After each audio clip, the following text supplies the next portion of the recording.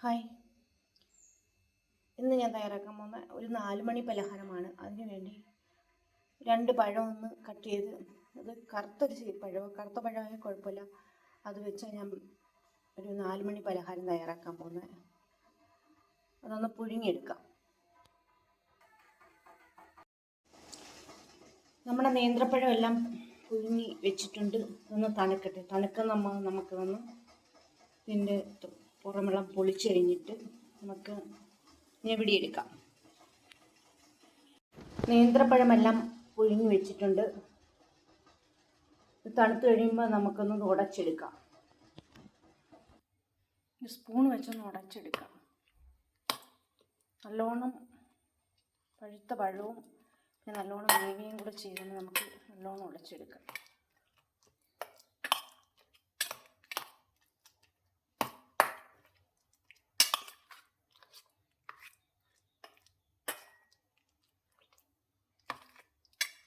ചെറിയൊരു ചൂടുണ്ട്.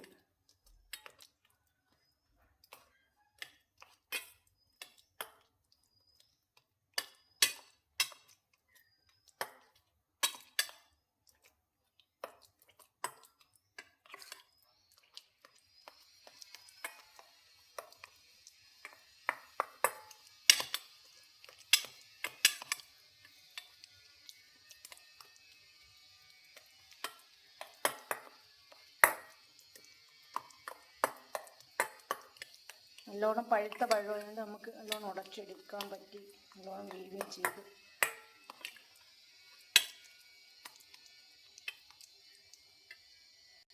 നമ്മൾ 3/4 കപ്പ് അരിപ്പൊടി എടുത്തിട്ടുണ്ട്.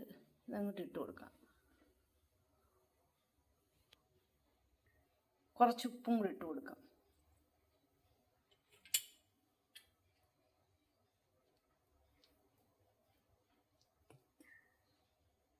ഇനി നമുക്ക് കുറച്ച് വെള്ളം ഒഴിച്ചു കൊടുക്കാം. നല്ല തിളച്ച വെള്ളമാണ് എടുത്തത്.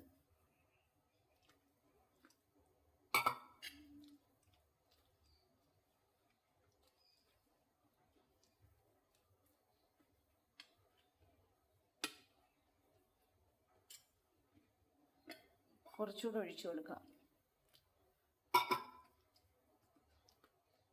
നമുക്കിതൊന്ന് മാറ്റിയിട്ട് കൈ വെച്ച് കുഴച്ചെടുക്കാം.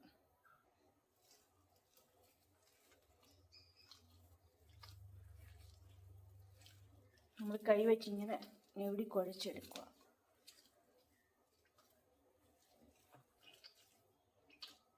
വെള്ളമെല്ലാം പരുവത്തിനാണ് ഉള്ളത്.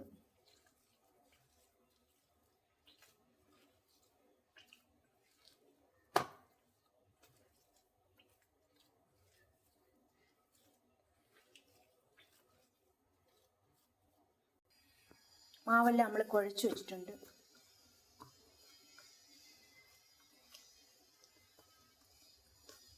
ഇനി നമുക്ക് ഫില്ലിങ് തയ്യാറാക്കാം.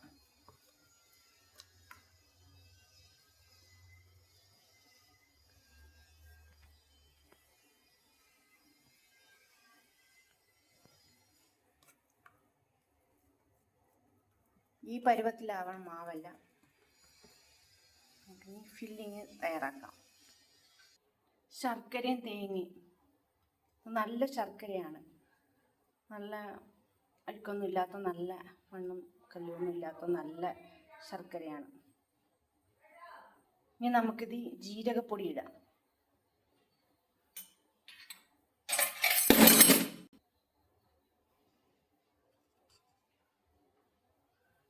കുറച്ച് ഏലക്ക,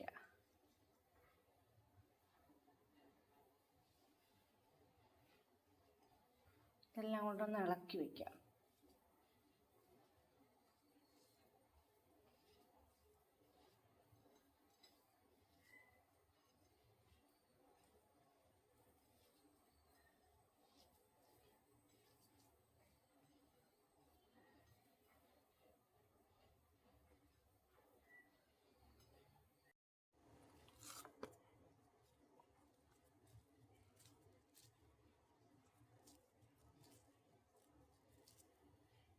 ഇതിനകത്തോട്ട് വയ്ക്കാം.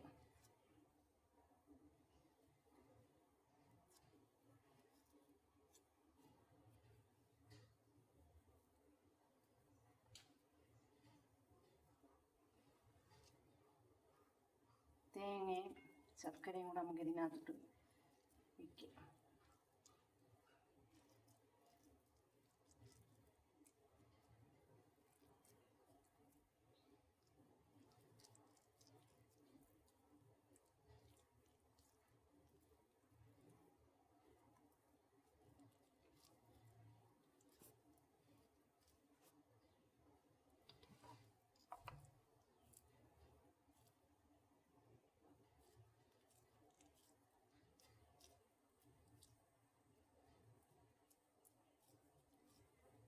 ഇനി നമുക്കൊരു ഇഡ്ഡലി പാത്രത്തിൽ ഒരു ഇലക്കകത്തോട്ട് വയ്ക്കാം.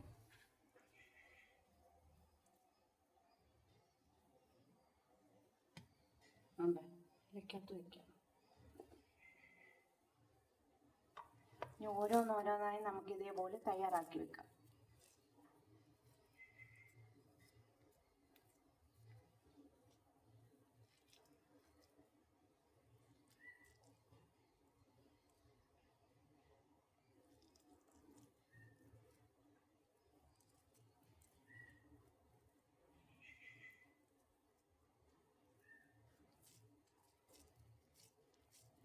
സ്കൂൾ വിട്ട് കുട്ടികളൊക്കെ വരുമ്പം കഴിക്കാൻ അവർക്ക് ഭയങ്കര ഇഷ്ടപ്പെടും. ഇങ്ങനെയൊക്കെ തയ്യാറാക്കി കൊടുക്കുമ്പോൾ ഈ പഴം കഴിക്കാത്ത കുട്ടികൾക്കൊക്കെ ഭയങ്കര ഇഷ്ടപ്പെടും.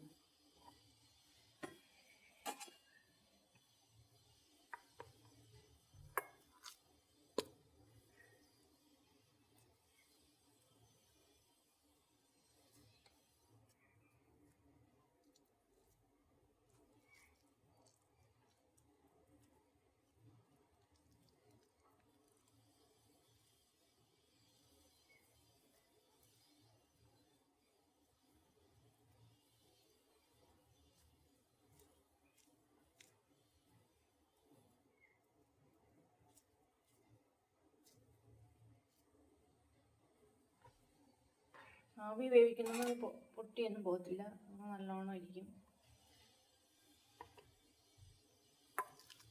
നമുക്ക് ഓരോന്ന് വീതം ഇങ്ങനെ തയ്യാറാക്കിയെടുക്കാം.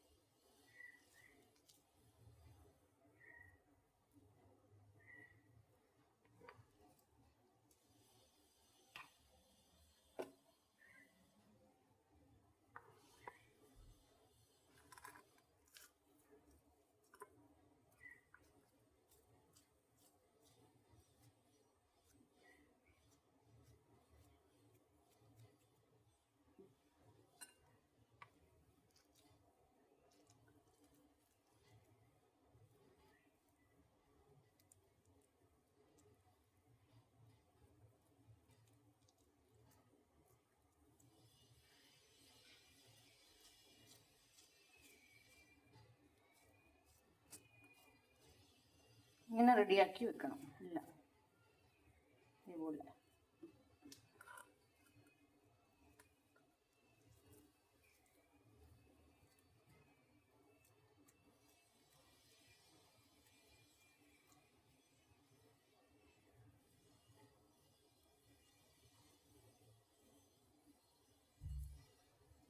കുഴി ഒഴിച്ചിട്ട് ഇങ്ങനെ അകത്തോട്ട് ഇങ്ങനെ ഫില്ലിങ് വെച്ച് കൊടുക്കണം. എന്നിട്ട് ഇങ്ങനെ ഉരുട്ടിയെടുക്കണം.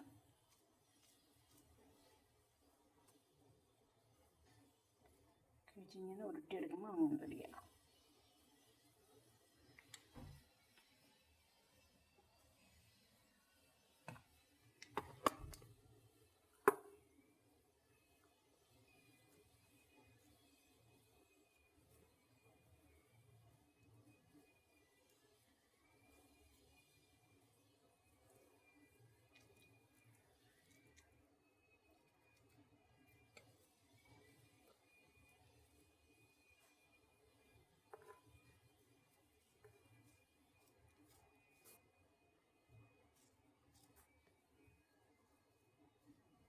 ഇനി നമുക്ക് ഒരെണ്ണം കൂടെ ഉണ്ടാക്കാനുള്ളൂ. ഓക്കെ, എല്ലാം നമ്മൾ ഉണ്ടാക്കി കഴിഞ്ഞ് ഇങ്ങനെ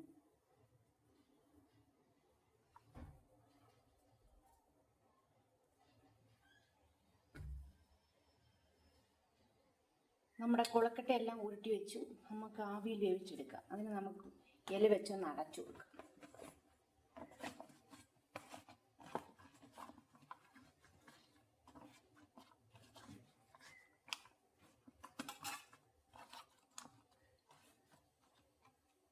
ഇലയൊക്കെ ഒന്ന് ചടച്ച് നമുക്ക് ആവി വേവിച്ചെടുക്കാം.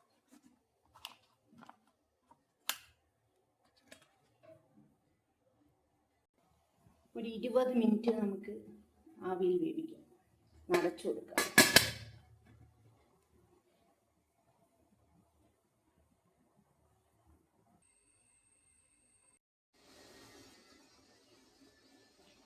നമ്മുടെ കൊളക്കട്ട നേന്ത്രപ്പഴം വെച്ചുള്ള റെഡി ആയിട്ടുണ്ട്.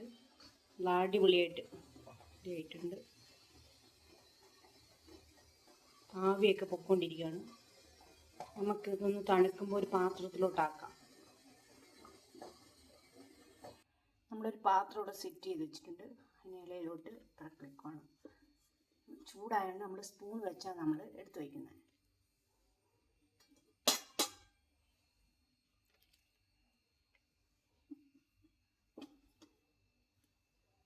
നല്ല അടിപൊളിയായിട്ട് വെന്ത് സ്കൂളൊക്കെ വിട്ട് വരുമ്പം കുട്ടികൾ അത് അവർക്ക് കൊടുക്കാൻ നല്ല അടിപൊളി സോഫ്റ്റാണ്. കഴിക്കും, കുട്ടികളൊക്കെ കഴിച്ചോളും. മുതിർന്നവരും എല്ലാവരും കഴിച്ചോളും. എല്ലാവർക്കും ഇഷ്ടപ്പെടും. നേന്ത്രപ്പഴമൊന്നും കഴിക്കാത്തവർക്ക് ഇങ്ങനെ നമ്മൾ തയ്യാറാക്കി കൊടുക്കും. അവരങ്ങ് കഴിച്ചോളും. കുട്ടികളൊന്നും പൊതുവെ കഴിക്കാറില്ല.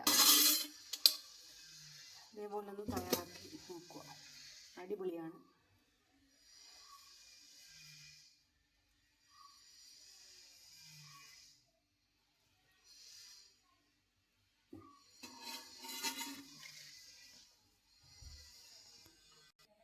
എല്ലാവർക്കും ഇത് വീഡിയോ ഇഷ്ടപ്പെട്ടെങ്കിൽ നേന്ത്രപ്പഴം വെച്ചുള്ള കൊളക്കട്ടയാണ് ഞാൻ തയ്യാറാക്കിയിരിക്കുന്നത്.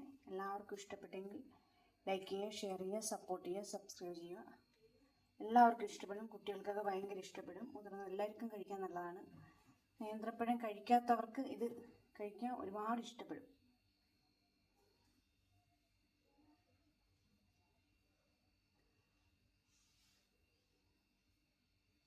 വീഡിയോ ഇഷ്ടപ്പെട്ടെങ്കിൽ ലൈക്ക് ചെയ്യുക, ഷെയർ ചെയ്യുക, സപ്പോർട്ട് ചെയ്യുക, സബ്സ്ക്രൈബ് ചെയ്യുക. മറ്റൊരു വീഡിയോയിൽ നാളെ വരാം. ഓരോരോ പുതിയ റെസിപ്പിയായിട്ട് ഞാൻ ഓരോ ദിവസം വരുന്നതായിരിക്കും. എല്ലാവരും വീഡിയോ കണ്ടൊക്കെ ഒന്ന് സപ്പോർട്ട് ചെയ്യുക. സബ്സ്ക്രൈബ് ചെയ്യാത്തവരാണെങ്കിൽ ഒന്ന് സബ്സ്ക്രൈബ് ചെയ്ത് ഒന്ന് സപ്പോർട്ടാക്കുക. എല്ലാവർക്കും ഇഷ്ടപ്പെടും. എല്ലാവരും വീട്ടിലൊക്കെ ഒന്ന് തയ്യാറാക്കി നോക്കണം. നല്ലോണം കഴിക്കാനൊക്കെ നല്ല സോഫ്റ്റാണ്. Okay, bye. നാളെ വരാം.